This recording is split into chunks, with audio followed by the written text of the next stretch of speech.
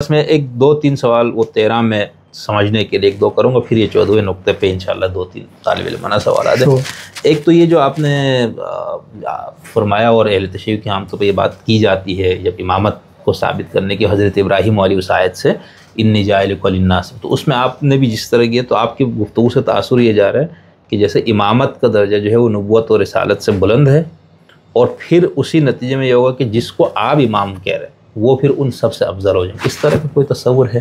देखिए मैं अफजलियत की बहस में मैं एज ए स्टूडेंट मैं नहीं जाता। मेरी नज़दीक ये है कि मुमकिन है एक शख्स यानी इन सो फॉर एज यानी अल्लाह ताला का जो पैगाम लेना है, जो मैंने कहा नबुव्वत और रिसालत, उसको ये ख़ास नौइयत की एक महारत है निफाज शरीयत के उन्वान से, जिसको हम इमामत कह रहे हैं। ठीक है, और इमाम तो गैर मासूम भी होगा। तो सवाल ये पैदा होगा कि अच्छा जी फॉर एग्जांपल उधर तो फजीलत वीलत आपने बात कर दी, तो नकवी साहब ये इमाम खामनेई के बारे में क्या ख्याल है? राइट, ये जो गैर मासूम है, राइट, तो इसको किस फजीलत में नहीं, मैं कह रहा हूँ कि ये ख़ास नौइयत की एक महारत है, एंटाइटलमेंट है, क्वालिफिकेशन है कि फ़कत क्वालिफाइड अफराद को ये मिलेगी। तो इसमें हम फजीलत को नहीं बात करें, हम कह रहे हैं कि ये सेपरेट और डिस्टिंक्ट है, ये बात है। ठीक, यानी नबुव्वत ये है कि वो वही लेने का मलका हो गया जी, रिसालत उसको आपने पहुंचा दिया, फिर जब वही नबी या रसूल जिसने वही को ली और उसको आगे भी पहुंचा, जब वो नाफिज भी करेगा तो इमामत भी उसके अंदर आ गई। क्योंकि अब आप देखिए नाफिज जब करना होगा तो उसमें टकराना होगा। मूसा जाओ ना, ठीक है, तागूत से टकराना होगा, फिर वहाँ पे ये नहीं आप कर सकते मैंने पैगाम दे दिया मैं क्या करूँ, आगे बढ़। ठीक, अच्छा अब हम जब इमाम के कॉन्सेप्ट पे आते हैं, नबी अलैहिस्सलाम के बाद जो शियाओं का तसव्वुर 12 का इस्ना अशरियों की हम फ़िलहाल बात कर लें, तो उसके अंदर फिर हमें नकवी साहब ये बताएं ना कि वहाँ तो किसी को भी मौलाए कायनात के अलावा उनको भी 4 साल और हज़रत हसन को चलो 6 साल, बाकी किसी को तो निफास का तो कोई मौका ही नहीं मिला ना। यस, तो फिर तो इमाम का टाइटल पर नहीं लग सकता आपके कॉन्सेप्ट के मुताबिक। और बहुत अच्छा सवाल है। मेरा जवाब ये है कि देखिए, एक है क्वालिफ़िकेशन और एक है उसका इजहार व नुमायाँ होना। ठीक है, मुमकिन है ना कि एक वक्त में आज 5000 अफराद हों जो जज बन सकते हैं पाकिस्तान में, लेकिन वैकेंसीज या माहौल ऐसा है कि जिसमें सिर्फ 100 ने बनना है। ठीक है, तो अब अगर बाकी 4900 नहीं बन सके तो अब ये नहीं कहेंगे वो क्वालिफाइड नहीं है। ठीक है, इधर ये था क्योंकि हम फ्री विल हमने नहीं भूलना जी, वो बहुत अहम है ये एग्जैक्टली, यानी पूरा इसके अंदर यानी इसकी फाउंडेशन में ना फ्री विल है। ठीक है, जिस जहाँ से हमने बात का आगाज किया, ऐसे ही। तो बात ये अल्लाह ताला कह रहे हैं कि ये मेरी तरफ से मैं कह रहा हूँ कि ये क्वालिफाइड है, सही, लेकिन तुम्हारी चूंकि फ्री विल है तो तुम्हें सबमिट करना होगा, मैं नहीं तुम्हें ज़बरदस्ती अतात में लेके जाने वाला। तो यानी क्वालिफिकेशन के एतबार से, मसूलियत के एतबार से एक बंदा आमादा है। इमाम अली 25 साल आमादा रहे, बीबी फातिमा यही तो रो रही थी कि एक आमादा व तैयार शख्स व मनसूस शख्स के साथ बेवफाई ना करो, खुद नुकसान उठाओ। मैंने इसमें भी एक गुफ्तगू की हुई है, शायद उस पर हो यूट्यूब पे, कि मैंने कहा हम जब बचपन में थे ना तो हमें नहीं बताया जाता था, हमें रुलाते थे जाकिरीन व जो उलमा वो टोपी पोश और इस तरह के, कि वो जो ना बीबी फातिमा का बहुत मुसाहिब पढ़ते, हम रोते थे बचपन में ये। लेकिन मेरे जहन में ना एक सवाल बाकायदा रहता था कि यार ये बीबी का जो मकाम है उसके मुकाबले में बीबी का इतना रोना धोना मुझे थोड़ा सा ना रिकनसाइल में नहीं कर पाता। बहुत सारे शायद कर भी लेते हो, लेकिन मुझसे नहीं होता था। मैं कहता हूँ कि यानी इंसान के रवैये उसकी अपनी शख्सियत की अक्कासी होते हैं। ठीक है ना, तो अब एक तरफ बीबी का मकाम हमारे दिमागों में, और दूसरी तरफ ये कि वालिद के जाने पर रो रही हैं, तो उनको तो सारी बात समझ में। अब ठीक है, जनाब मोहसिन का जो वाक़या शहादत का बयान किया जाता है या हमला तकलीफ़ दे है, लेकिन अगेन जो बीबी का मकाम है उसमें अब बीबी इतना ऊंचा रोए कि इमाम अली को लोग कहें कि जी इनको ना ज़रा हुजरा बाहर बना दें क्योंकि हमें तो रातों को डिस्टर्बेंस होती, राइट। तो वो मैं उसकी फिर जो बाद में जो समझ आई बात वो ये है कि असल में बीबी अपनी, यानी एक तो है ना इल्म लदुन्नी, और दूसरा हम फ़कत अहले सुन्नत की निगाह से भी देखें तो अपनी पाकीज़गी की वजह से जो उनका मकाम था उसकी वजह से उनको उनकी फोर्स साइट बहुत ज़्यादा थी। एक होती है हाइंड साइट जो पीछे देखने की सलाहियत है माजी में, एक है फोर साइट और एक है साइट। साइट वो है जिसके तहत हम अभी काम कर रहे हैं, ठीक है, बातचीत कर रहे हैं, एक दूसरे को देख रहे हैं। फोर साइट क्या है कि हम फ्यूचर को कितना जानते हैं, और हाइंड साइट बैकवर्ड्स है। तो बीबी की जो फोर साइड थी वो बता रही थी कि ये जो अली से बेवफाई हो रही है, ये इंसान बहुत अब लंबी स्ट्रगल से गुजरेगा, उस पर रोती थी। सही। ये इंसान अब बहुत मुश्किल में जाएगा, और ये इनके दिलों में कई वालिद इकट्ठे करे ना, ये अल्लाह के रहम करम का तजस्सुम है। तो अल्लाह ताला निजात चाहता ना इंसान की, तो वो जो चाहत है उसकी वो इन हस्तियों से नुमायां होती है। तो इनके दिलों में ए रसूल इतनी ना टेंशन ले, आप तो हलाक कर देंगे अपने। तो ये तो अब अगर ये हुजूर को है तो क्या इमाम अली की बात नहीं है? बीबी फातिमा के दिल में वो दर्द नहीं है? जब हम कुल्लुना मोहम्मद के कायल हैं तो इसका मतलब है ये भी इतना दर्द रखते हैं निजात बशरियत का। तो बीबी उसको फोर साइड नजर आ रही थी कि ये सिर्फ मेरे, और कहती भी थी कि मैं फिलहाल दिफा अपने शौहर का नहीं कर रहे, अपने वली व इमाम का कर रहे हैं। सही, ठीक है, कि अगर वली व इमाम को छोड़ोगे तो तुम बहुत दूर तक जाओगे, और दूर तक गई बात। जो हम कहते हैं ना, हम कहते हैं यार वैक्यूम में ना देखें करबला को। बहुत सारे लोग ओ जी यजीद, यानी अहले सुन्नत भी जो यजीद को अच्छा नहीं समझते, वो भी ना कोशिश करते हैं कि इसको आइसोलेशन में ना एक आइलैंड में जाके देखें करबला को। नहीं भाई, ऐसा नहीं है। ये तो खैर, हाँ, बात तो यानी कहीं से मेरी हम्बल, और मैं स्टूडेंट ऑफ इस्लाम कहता हूँ, मैं कहता हूँ उसका आगाज़ बदकिस्मती से रियलत रसूल खुदा से हुआ था। ठीक है, फ़कत ये है कि किस वक्त कितनी एक्सेलरेशन हुई, बिल्कुल इस पे बहस है। ऐसे ही, ठीक है, एक्सेलरेशन किस दौर में कितनी हुई, इस पे बहस है। आगाज़ उधर से हो गया था। बहुत शुक्रिया सर। लेकिन मैं अपना जितनी आपने पॉइंट्स बना के और जिस तरह से आप हमें वहाँ पर ले आए हैं करबला में, ये लगता है, मतलब ये यकीनी बात है कि इसके पीछे आपका कितना गौर फ़िक्र, कितना तजस्सुस था। और मुझे लगता है आपने इसको कई सालों के मुतालिए और ज़ाती गौर फ़िक्र और उसका निचोड़ बहुत मुस्तफ़ीद हुआ मैं। तो अभी इसी इमामत और नबूवत और रिसालत में एक और चीज़ मेरी कम फहमी की वजह से मैं पूछ रहा हूँ, क्या हम ये कह सकते हैं कि मिसाल हज़रत नूह है, वो नबी और रसूल तो थे, लेकिन उनको निफाज का तो कोई मौका नहीं मिला। ये हज़रत लूत, हज़रत सालेह जो अम्बिया है, तो क्या वो इमाम नहीं थे ना फिर आपकी डेफिनेशन के मुताबिक? देखिए, इस पे मेरी तहकीक उतनी गहरी नहीं है, लेकिन मैं इतना अर्ज़ कर दूँ आपको कि कहा जाता है कि कुछ का ये व्यू है कि सारे ही नबी इमाम भी थे, यानी चाहे वो लिमिटेड कैपेसिटी में थे। ठीक है, जितना नहीं, जिस मफ़हूम में आपने लिया ना, exactly. पूरे शरीयत का निफाज, अदरवाइज तो ये जो, सॉरी मैं आपकी बात यहाँ पर कर रहा हूँ, जैसे हमारे यहाँ जब हम शिया आइम्मा की बात करते हैं तो उसके अंदर ख़ुद अहले सुन्नत के यहाँ से भी कुछ, और कुछ शियों में से ऐसे कुछ लोग निकले जो मेन स्ट्रीम से हट के नज़रिया उनका यह था कि भाई सियासत, दुनियावी सियासत और हुक्मरानी खुलफा को मिली है और दीनी और रूहानी सियासत इन आइम्मा को मिले, लिहाजा वो कहते हैं झगड़ा ख़त्म। तो आप उस मफ़हूम में ले ही नहीं रहे ना, आप तो मुकम्मल दीन और दुनिया, यानी हम इल्म कलाम की किताबों में पढ़ते हैं इमामत की डेफिनेशन रियासतुद्दीन व दुनिया नियाबतन अनिर रसूल, दीन और दुनिया दोनों की हुक्मरानी। तो इस मफ़हूम में मैं आपसे पूछ रहा हूँ, इस मफ़हूम में फिर तो वो अम्बिया तो इमाम नहीं होंगे? नहीं, देखिए हम स्पेशली एक्सक्यूज मी, बनी इसराइल से ऑनवर्ड अगर हम देखें जी, तो काफ़ी सारे जो अम्बिया हैं वो इमाम भी हैं। ठीक है, नहीं उनको मुकम्मल ये मिला है ना, यानी उस मफहूम में कि जिन्होंने दीन को निफाज की, बिल्कुल ठीक है, लेकिन मैं कह रहा हूँ उन अम्बिया को जिनको ये नहीं मिला, हाँ। जैसे मैंने हज़रत नूह की मिसाल दी, सालेह की, इनको तो बिल्कुल भी नहीं मिलता है। सही है, सही। तो ये इसमें उनकी कोई फजीलत में कभी नहीं, मैं फजीलत के पहलू से बात नहीं कर रहा हूँ, तो आपने जवाब बहुत बेहतरीन दे दिया। सिर्फ इस पहलू से कि जब हम ये कहेंगे कि इमाम उसको कहा जाता है जिसको निफाज का मुकम्मल जिसने की जिम्मेदारी है, करेक्ट, ठीक है ना, तो उस मफहूम में यस, तो वो अम्बिया जिनको ये मौका नहीं मिला या जिनसे ये नहीं हो सका, फ़ियात कलीला ना मिलने की वजह से, मुआविनीन ना मिलने के, मोमिनीन ना मिलने की वजह से, तो फिर वो नबी और रसूल तो हैं वो सब, लेकिन इमाम का टाइटल उस मफ़हूम में हम उन पर नहीं लगा सकते। करेक्ट। और उसकी देखिए अगर आप गौर कीजिए ना कि मसलन अगर हम पुराने अम्बिया की बात करें तो थोड़ा सा विजुलाइज करें, ठीक, मुआशरे को। अच्छा, एक ये मुश्किल होती है इंसान की, जिस मुआशरे में वो जिंदा है ना, वो सुपर इम्पोज करता है उस मुआशरे की कैफियत को। ये बहुत एक मुश्किल है इंसान की, क्योंकि हम खुद इसमें जिंदा हैं। तो हम हमेशा से ऐसे ही समझ रहे हैं कि मोबाइल भी थे, ये भी था, वो भी था, हुकूमतें भी थी और प्रोविंशियल गवर्नमेंट भी थी, ये भी थी, वो भी। लेकिन मुआशरा बहुत मरहलों से गुजर के यहाँ पे पहुँचा है, ठीक है, और मजीद एज वी स्पीक ये तब्दील हो रहा है, ठीक है। इसकी लवाजमात, इसकी जुजियात में फ़र्क आ। मेरी हम्बल निगाह में मैंने जो इसको थोड़ा तदब्बर करने की कोशिश की कि क्या वजह है कि ये अल्लाह ताला ने ये जो इमामत मसलन काफ़ी अरसा हज़रत इब्राहीम मतलब कर रहे हैं और इम्तहानों से, तो अब अल्लाह ताला अब मैंने ना आपको इमाम, तो उससे पहले मतलब क्या किस चीज़ की कमी थी, क्या मामला था?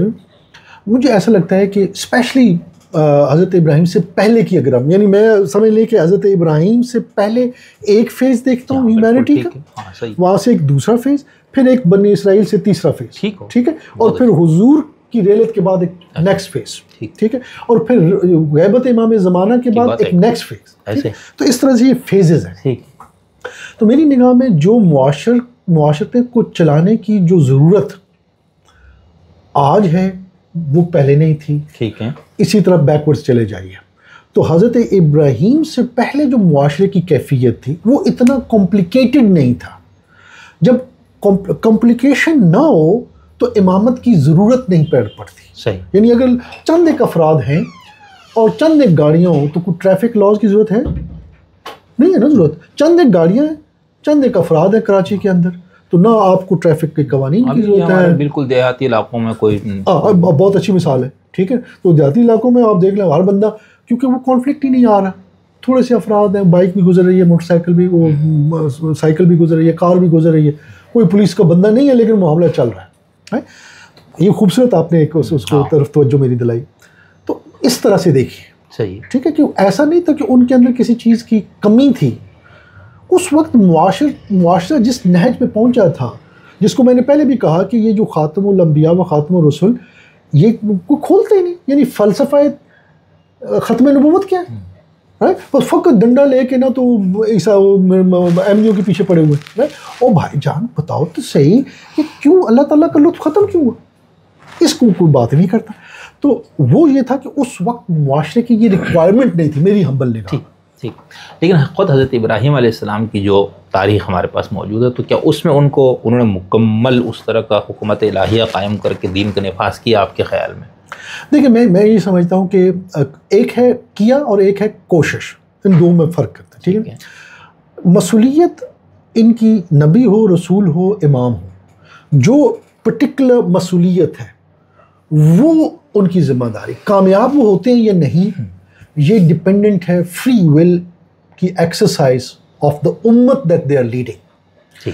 तो मेरी निगाह में जिस नबी के को सपोर्ट वो मिल गई, ठीक है, वो कामयाब हो गया, ठीक है। जिसको नहीं मिली वो नाकाम हुआ या ज़ाहिरी तौर पे नाकाम। हाँ, अल्लाह की बारगाह में तो कामयाब। तो मौलाना मौदूदी साहब ने कहीं लिखा था, लोगों ने इसको गुस्ताखी पे महमूल, हालांकि गुस्ताखी वाली बात नहीं है, क्या तो उनको मवाक़ी या उस तरह के मावनी नहीं मिले तो शायद वो यानी उस पर्पस को हासिल नहीं कर पाए, बस बिल्कुल ऐसे, यानी इसको ऐसा। अच्छा, एक और चीज़ सर इसकी के अंदर से मैं ये पूछना चाह रहा था कि आपने यहाँ पर डॉक्टर इसरार मरहूम के बेटे हाफिज़ आकिफ़ के सामने जो हमने शिया की एक कमज़ोरी और सुन्नी की एक कमज़ोरी पेश की, तो उसके अंदर हम ये देखते हैं ना कि आपने ये फरमाया कि शिया सुन्नियों के यहाँ तो ये कि एरा गैरा नथु खैरा, जो भी आ गया आपने उसको कबूल कर लेना है, चाहे वो किसी तरह से हुकूमत में आए। हालांकि उसूली तौर पर आपने कहा आप अगर खिलाफत राशिदा के तस्वुर को मानते फिर आपको उधर रहना चाहिए, लेकिन अब आपके यहाँ ये नहीं रहा। तो आपने फिर शियाओं की कमज़ोरी ये बताई कि आपकी भी इब्तिदा ये थी ना कि पाकिज़ा, मासूम, मंसूर ऐसी हस्ती जिसको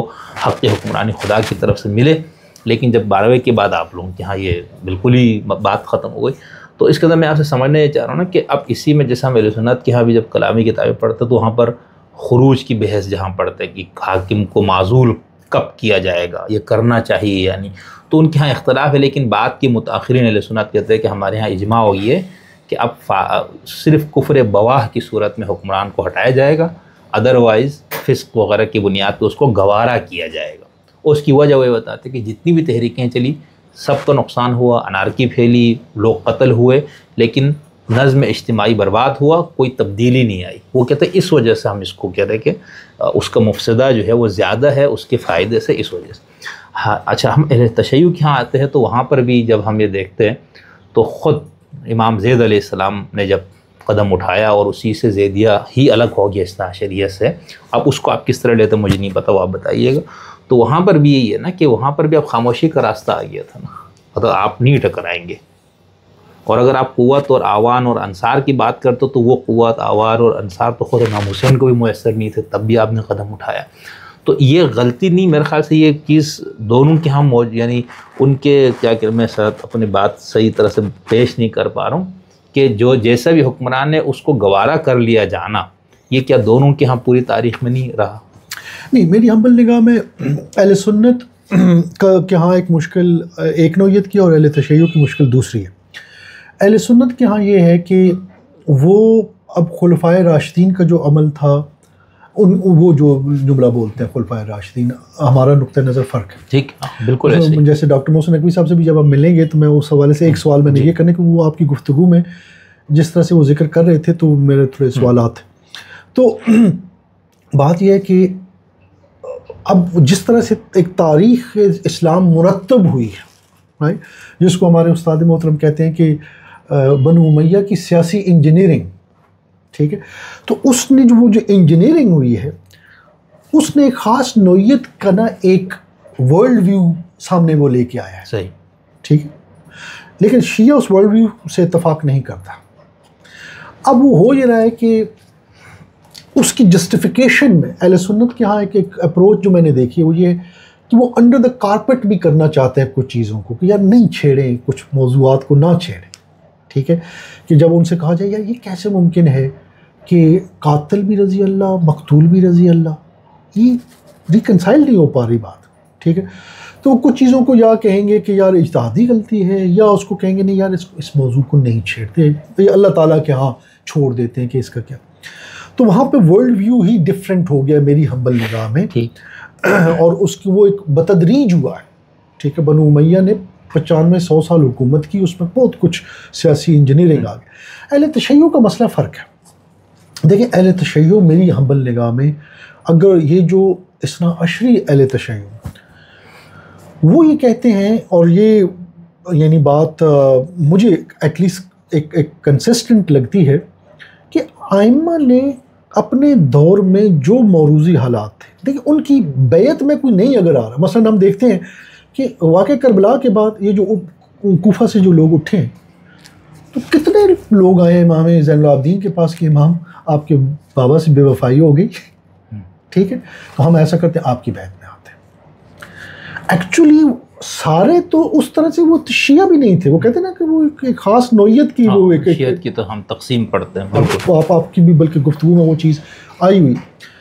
तो जनाब मुख्तार का साथी बन रहे हैं और ग्रोह इकट्ठे हो रहे हैं,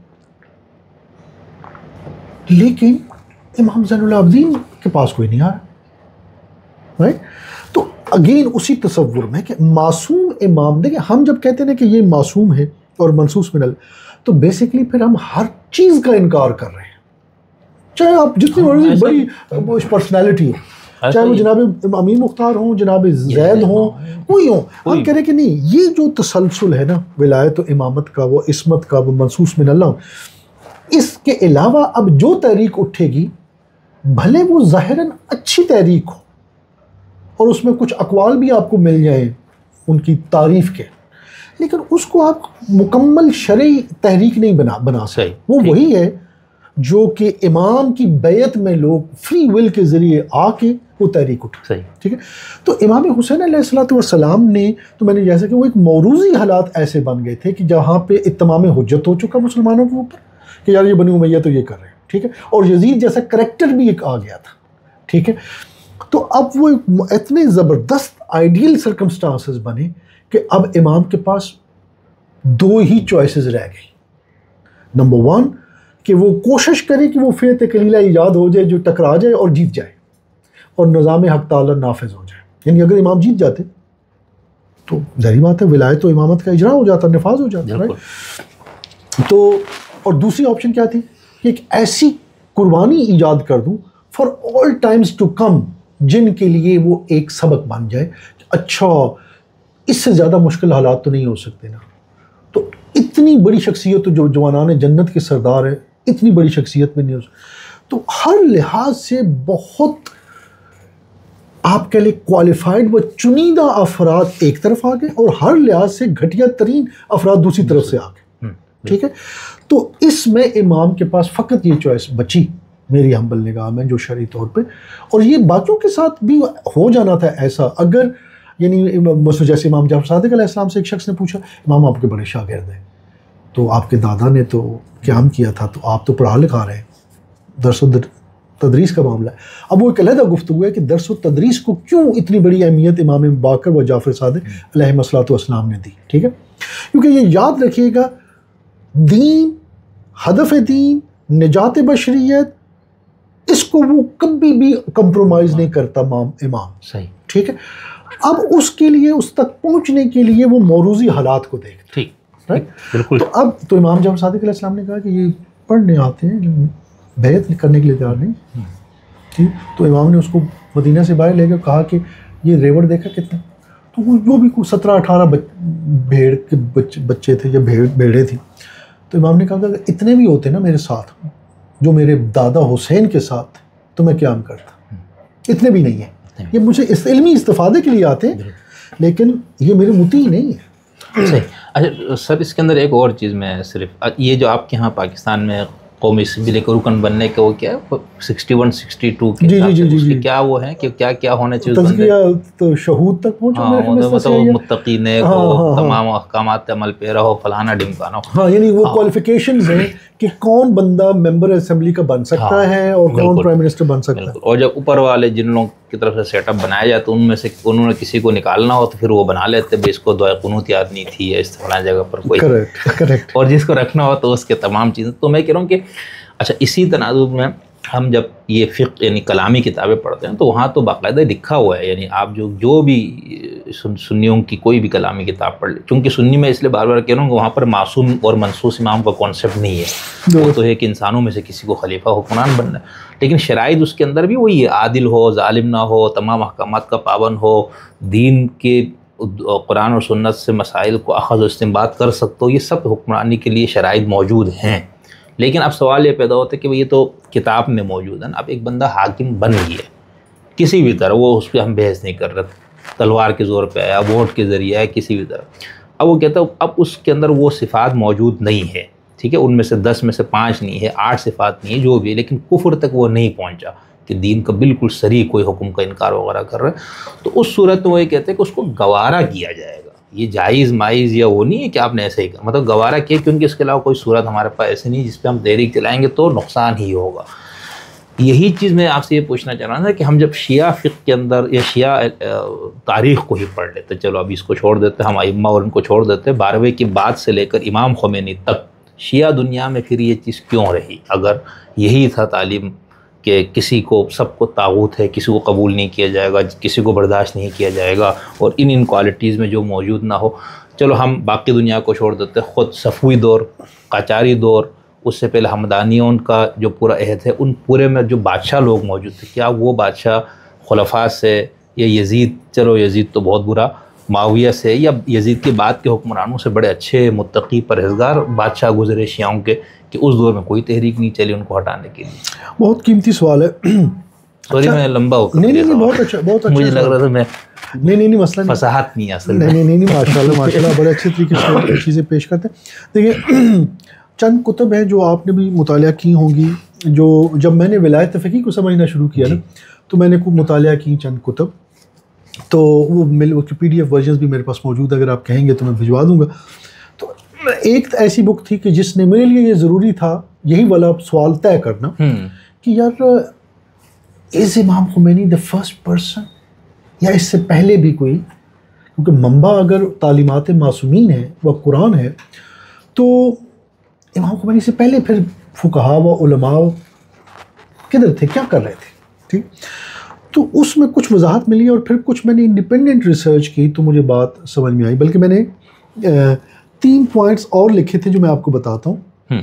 कि मैं कहता हूँ कि अगेन आज हमें जो आज़ादी हासिल है ना, शियों को जुलूस की, मजलिस की, ये वो, तो हम फ़र्ज़ कर रहे हैं कि शायद ऐसा ही रहा है, इसलिए हमारे सवाल निकल रहे हैं, यार इतनी अच्छी खासी आज़ादी तो है, तो मतलब हम कुछ क्यों नहीं कर रहे हैं? जवाब है नहीं, ऐसा नहीं। 3 चीज़ें जो है ना आप ज़हन में रखिएगा। एक ये है कि आइम्मा को जब या कैद में डाला जा रहा था या जहर दिया जा रहा था या किसी और तरीके से मारा जा रहा था, तो और ये 11 के 11 आइम्मा शहीद हुए, तो और इमाम ज़माना अलैहिस्सलातु वस्सलाम की जो दुनिया में तशरीफ़ आवरी थी उस हवाले से भी आपको देखा है ना कि वो किस तरह से यानी नज़र थी इमाम हसन अस्करी की फ़ैमिली के ऊपर कि भाई ये पैदा हो और हम उधर ही शहीद कर दें। क्यों? क्योंकि थे तो हुजूर की फ़ैमिली से ये भी, अब्बासी भी, उनको वो 12 खुलफा की बात सुनी तो उन्होंने कहा कि यार हम इस मामले को ख़त्म कर दें ताकि वो थ्रेट ख़त्म हो जाए।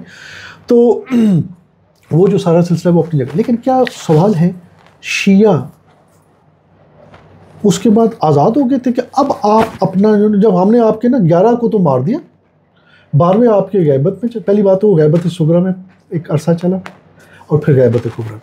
तो उसके बाद यानी बनु अब्बास ने आज़ादी दे दी कि शियो जो करना चाहते हो विलायत और इमामत को खुला पेश कर सकते हो। ऐसा तो नहीं है। हाँ, उन्होंने भी बल्कि वो पिछले वालों उसके बराबर ही जबर और जुल्म किए। हाँ, और आप देखें वो कंटिन्यूएशन थी, क्योंकि वो ख़तरा महसूस करते थे बनु अब्बास कि भाई ये जो विलायत तो इमामत का जो तसव्वुर है ये for all times to come है, और खुद उन्होंने भी इसको बुनियाद बनाया था। एग्जैक्ट।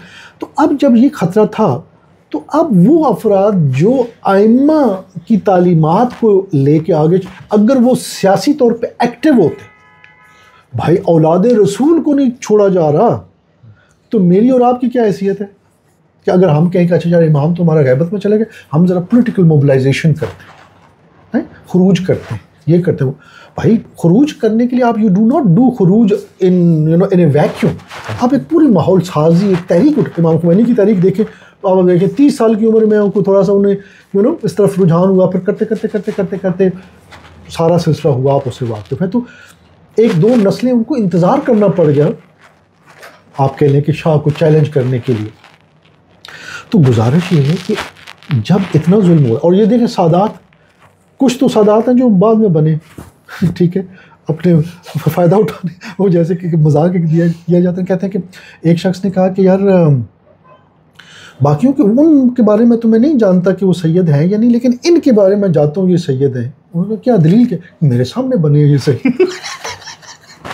तो जो हुआ ये कि वो सादात जो कन्वीनियंस और एक्सपीरियंस ही के तहत बने उनको छोड़ दीजिए, लेकिन जो बाकी जिनके पास शजरा भी है और हकीकी सादात, उनसे पूछिए ना कि हसनैन नकवी साहब आप भी तो अपने आप को सैयद कहते हो, आप इधर कैसे पहुँचे, ये रावलपिंडी में आप कैसे पहुँचे, लाहौर कैसे पहुँचे, कराची कैसे। तो ये जो हिजरतें हुई, या आप कहेंगे मादी हुई, या आप कहेंगे जान बचाने के लिए हुई, राइट, ज़्यादा तो जान बचाने के लिए हुई। और फिर ये कि कुछ फिर तबलीग का भी होता है, अच्छा चल, और कई दफ़ा 3 in 1 हो सकता है, कभी 2 in 1 होता है, कभी 3 in 1 होता है, कभी 1 होता है। यानी एक है मैं अपनी जान बचाऊँ, मैं कहूँ यार फ़िलहाल तो मैं अब अपने अकीदे पर कायम रहना है, तो अगर इनके सामने रहा तो मारा जाऊँगा, तो मैं हटूँ, ठीक है, वगैरह वगैरह, आप तफसील से वाक़। तो अगर हम तारीख़ को देखें तो हम उसको ना भूलें कि जो मज़ालिम हुए हैं अहलुल बैत पे, वो ये नहीं था कि उनके जान इमाम के पर्दा गैबत में जाने के बाद तो खुली छुट्टी मिल गई थी कि अब जो भी इस नुक्ता नज़र का हामिल है, चूँकि अब मासूम कोई नहीं, अब आज़ादी है। ऐसी बात नहीं, ठीक है। तो वो जो जुल्म व इस्तबदाद का सिलसिला है वो जारी रहा। तो फिर उलमा ने, होता क्या है कि हर एक्शन का एक रिएक्शन है। इंसान एक ऐसी मखलूक है कि जब उसको सफोकेट किया जाए, उसको वो तलाशता है राहें, ठीक है, कि यार मैं अब इस मौरूज़ी हालात में क्या करूं, क्योंकि कोई इंसान खुदकुशी नहीं करना चाहता, यानी एक बाशऊर इंसान, राइट, और वो सबमिट भी नहीं करना चाहता कि मैं अच्छा यार तागूत बड़ा सख्त है तो मैं सबमिट ही कर जाता हूँ। वो अपने लिए राहें तलाश करता है। तो मेरी हम्बल निगाह में उलमा व फुकहा ने राहें तलाश की। जो अवाम है वो तो मैंने आपको पहले बता दी, मैं वो रिपीट नहीं करूँगा, ठीक है, वो ठीक है ना, रोटी कपड़ा और मकान 80% तो वो इस तरह शरीयत में सब इसको डाल दिया। हम तो बात कर रहे हैं हिजबुल्लाह की, आप कह रहे हैं वो ये हिजबुल्लाह के किधर थे लोग जिनका आप बात कर रहे हैं, ठीक है। तो मासूमीन के हद तक मैंने अर्ज़ कर दिया कि उनकी शहादत खुद से एक दलील है कि वो कोई मूवमेंट जारी करते थे, उनका कैदो बंद खुद एक दलील है कि कुछ करते थे। मतलब एक आम आदमी जो सेकुलर है, नहीं तो और बहुत से फुक़हा और मुहद्दिसीन इस तरह के लोगों को भी बहुत मारा। इब्न तैमिया खुद जेल में मारा है, शहीद हुआ है, इमाम शाफी, इमाम अबू हनीफा। तो ये लोग तो इस तरह की कोई सियासी तहरीक तो नहीं चला रहा था ना, ये तो इल्मी बुनियादों पे बात कर रहे थे, उनको भी नहीं गवारा। मेरी हम्बल निगाह में मैं उसको इस तरह से देखता हूँ कि जब भी ना देखें, चैलेंज तागूत को या हुक्मरान को मल्टीपल लोग कर सकते हैं, ठीक है। अब मतलब आज के जो हुक्मरान हैं उनसे अगर आप देखें तो वो 5-6 तबकों से शायद नाला होंगे, ठीक। तो ऐसा नहीं है कि वो सारे तबके जिनसे नाला है वो सारे ही एक नौइयत का थ्रेट ईजाद कर रहे हैं, सही है, ठीक है ना, लेकिन वो कहीं ना कहीं से उनसे वो वजह है नाला होने की। तो आप ये ना दलील, यानी मैं इसको इस तरह से नहीं देखता कि भाई वो कि वो क्यों नहीं, वो तो नहीं तहरीक उठा रहे तो उनको क्यों मारा गया, नहीं, कुछ ना कुछ वो ऐसी हरकतें उनकी तहरीरों में, उनकी गुफ्तगू में जिससे वो थ्रेटन फील करते हैं, इसीलिए किया, वरना तो ऐसा नहीं था कि बंदा बैठा उन्होंने आके मतलब उन्होंने उनमें से किसी ने इमामत का दावा या उस तरह का चैलेंज नहीं किया था, इसके बावजूद तब नाजुक पे नागवार गुजरने की वजह से बादशाहों ने ऐसे बहुत से इल्म को कत्ल किया। एक सहाफ़ी है, आज की महसूल मिसाल है, तो एक तो है ना कि कोई पॉलिटिकल पार्टी है, ठीक है, आप पॉलिटिकल पार्टी से थ्रेटन फील करते हैं तो आप कुछ करते हैं, लेकिन एक सहाफ़ी है, लेकिन हम यानी हमारे ऊपर थ्रेटन कर जाते हैं ना, तो इस तरीके से मुमकिन है वो सहाफ़ी इंडिपेंडेंट हो, वो किसी जमात का ना हो, लेकिन उससे भी थ्रेटन हो जाए। नहीं, मैंने ये इसलिए किया ना कि जैसे आप भी और बहुत सारे किताबों में यही चीज़ दलील के तौर दिए जाते हैं, या ख़ुद इमाम खामनाई ने जो 250 साल इंसान, तो उसकी भी पूरी रूह या निचोड़ यही है। तो मैं कह रहा हूँ तो क्या इसको हम सिर्फ इसी को एक वो तो नहीं बना सकते ना, यानी कत्ल होने की और भी बहुत सी वजूहात थी, और फिर इनमें से किसी इमाम से इस तरह की साहब, यहाँ तक ख़ुद इमाम ज़ैद ने जब ये काम किया तो इमाम से दोनों तरह के अक़वाल मंसूब हैं, उनसे बरात का भी ऐलान किया और किसी जगह उनकी तारीफ़ भी की, और ज़ैदिया फ़िरक़े की पूरी बुनियाद इसी तरह पड़ी। यहाँ तक कि मुख्तार के हवाले से मुतज़ाद अक़वाल हैं, एक नहीं है कि हम कहें एक ही रिवायत है और उसी को लेकर, तो मैं कह रहा हूँ इस तरह की, लेकिन चलो हम उसको तो छोड़ देते हैं ना, वो तो तय हो गई। अब हम जब आते शियत की अपनी तारीख़ में, जब इनको बादशाह बनने का मौका मिला और सिर्फ शिया अवाम, जैसे ईरान के अंदर कितने साल बादशाहत रही ये हमदानियों की और क्या नाम है सफ़वियों की, फिर क़चारियों की, जो आखिरी शाह से पहले तक, तो उस दौर में भी तो उसको कबूल किया गया ना बादशाहत को। इंटरेस्टिंगली वो जो विलायत फ़क़ीह वाली किताब है उसके अंदर वो एग्रीमेंट कॉपी पेस्ट हुआ है। अब ज़ाहिर बात है उस दौर की तो तहरीर नहीं होगी, बाद की होगी, लेकिन उसका जो टेक्स्ट है वो उसके अंदर दिया था जो शाह अब्बास और उस वक्त मुहक्किक कर, वो उसका जो टेक्स्ट है, जो एग्रीमेंट है वो दिया गया। देखिए इसकी दो, आप ज़रा इसको ज़रा अकली बुनियाद, फ़िलहाल नकल को छोड़ते हैं, हम ज़रा अकली बुनियादों को देखें। उनका क्या है कि जो रविश होती है ना, हम स्वाय मासूमीन के किसी और के बारे में शिया नुक्ता नज़र भी आती है, ठीक है, अहले सुन्नत तो उधर तो बात ही और हो जाती है, ठीक है, वो उनकी अजमत के कायल है वगैरह वगैरह, लेकिन उस तरह से तो नहीं मानते। अब हम चाहता मासूमीन के कायल है ना, तो सवाल है बाकी जो उलमा व फुक़हा हैं उनके बारे में हमारा नुक्ता नज़र क्या है? वो गलत भी हो सकता है, सही भी हो सकता है, ए एंड बी, यानी गलत और सही तो इल्मी एतबार से हो गया, ठीक है। अब एक और एतबार से भी देखिए ये जो शुजात है ये एक सेपरेट एक करैक्टर का एक पहलू है। मुमकिन है मैं बहुत इल्मी तौर पे अच्छा हूँ, मैं अपना नमाज रोज़ा और अपने हुकूक का ख्याल रखता हूँ, लेकिन मैदान का आदमी नहीं, क्योंकि मैदान के लिए ना एक खास जुर्रत चाहिए। ऐसा ही मानते हैं ना आप? ठीक है, बिल्कुल। तो मैं अभी एलिगेशन किसी पे नहीं लगा रहा, तो एक उसूली बात को, ठीक है, तो एक पहलू इसको मद्देनजर रखिए, जिस पे भी हो जाए, जिस पर भी हो, एग्जैक्टली, ठीक है। तो दिल ढूंढता है फिर वही फुर्सत के रात दिन, बैठे रहें तसव्वुर जाना किए हुए, तो ये स्वाय मासूम के अब्बा की हर एक पे ये आप लगा सकते हैं, ठीक है, अनलेस प्रूवन अदरवाइज। जब तक ये साबित ना हो जाए कि हसनैन नकवी शुजा है, मैं अपने किरदार से आप फर्ज नहीं करेंगे कि ये शुजा है, ठीक है ना, तो मेरे किरदार से साबित होगा कि शुजा है या शुजा नहीं। मेरी हम्बल निगाह में शुजात एक सेपरेट पहलू है, एक इसको ज़हन में रखिएगा, हर बंदा शुजा नहीं होता, ठीक है। नंबर 2 वो ये है कि इंसान जब एक रविश अपनाता है ना, अब ये आप जाके देखिए कश्मीर, एबटाबाद, हरीपुर, ये जो इलाका है उसमें आपको बहुत सारे सुन्नी सैयद मिलेंगे और बाकायदा उनके पास शजरे भी हैं, यानी एक तो है ना जो मेरे सामने पे सैयद बने हैं वो नहीं एक जो शजरे वाले हैं, ठीक है।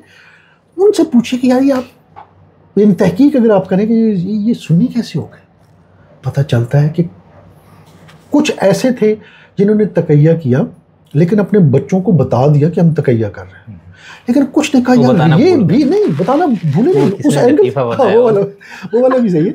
एक और भी है, देखिए कुछ लोग अगर लेट्स से मैं इतना डरपोक कि मुझे लगता है कि यार मैंने अगर बच्चों को ना बताया ना, तो बच्चों ने अपने यानी बच्चों को अगर मैंने बता दिया घर में और बच्चों ने कहीं इजहार कर दिया, तो यार मैं मरना नहीं चाहता, ना कैद में जाना चाहता हूँ, ना मरना चाहता हूँ, ना मैं कोई मादी वसाइल से महरूम होना चाहता हूँ, तो बेहतर है मैं बच्चों को भी ना बताऊं कि मैं असल में शिया हूं। फिर जब हालात ठीक होंगे तो बता दूं, और इस प्रोसेस में मैं मर गया। तो अब वो बच्चे फिर अहले सुन्नत होंगे प्रैक्टिकली, क्योंकि मैंने तो बताया ही नहीं था। तो गुजारिश मेरी ये है कि आप अगर देखेंगे ना उलमा की जो, मैंने एक रिकॉर्डिंग पता नहीं इस पर आई है, यानी उलमा की रवशों में फ़र्क, वो भी एक रिकॉर्डिंग करवाई, ठीक। तो आप देखेंगे ये गैर मासूम है जी, ऐसे ही। तो इनके अंदर ये नहीं हम कह सकते कि ये सफ़ीर अमन है, और यानी आइम्मा को नहीं कह सकते, लेकिन इनको कह सकते हैं। हाँ सही, ठीक है ना, कि ये सफ़ीर अमन है और ये जंगजू है, ठीक है। बिल्कुल ऐसे। तो हर बंदा शुजा नहीं है। तो मेरी निगाह में इंसान ने क्या किया कि यानी जब ये देखा उलमा व फुक़हा ने कि यार इतना जुल्म और इस्तबदाद का मामला ख़त्म ही नहीं हो रहा, तो उस वक्त उन्होंने कंसोलिडेशन के मरहले से गुजरे हैं। और एक दो नस्लें जब गुजरती हैं ना, तो फिर वो तकवीयत पा जाता है, वो पूरा कॉन्सेप्ट, वो वही जो आप रविश अपनाते हैं, जो आपने शायद एक फ़िलहाल वक्ती तौर पे ईजाद, क्योंकि यार मैं सहीफ़े सजादिया कंसोलिडेट करता हूँ, मैं मासूमीन की अहादीस को इकट्ठा करता हूँ, क्योंकि जब तक मासूम थे तो शियों को ज़रूरत नहीं महसूस हुई। अब जब मासूम पर्दा गैबत में गए, उन्होंने कहा यार ये तो काम करना है ना, इनके अक़वाल को इकट्ठा करें, दुआओं को इकट्ठा करें, वगैरह वगैरह, राइट।